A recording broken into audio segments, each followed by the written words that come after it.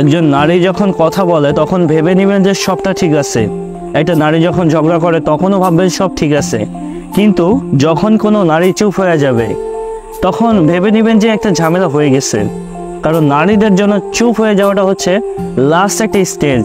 একটা নারী ব্যাখ্যা করে, কথা বলে, কনভিন্স করে, ফাইট করে, আর্গু করে, আবার কান্নাও করে। কিন্তু যখন তার কাছে মনে হবে যে সব কিছুই বৃথা, just waste, she get silence, সে একেবারে চুপ হয়ে যাবে। একটা নারী বাহির থেকে কখন শান্ত হয়ে যায় জানেন? যখন সে ভেতর থেকে একদম ভেঙে চুরে তছনছ হয়ে যায়, একদম শেষ হয়ে যায়। এই জন্য একটা নারী যখন চুপ থাকে তাকে কথা বলার সুযোগ করে দেন, তার কথাগুলো শুনুন, জানতে চান।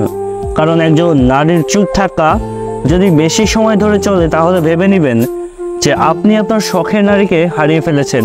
আমার এই কথাগুলো না মনোযোগ সহকারে শুনবেন।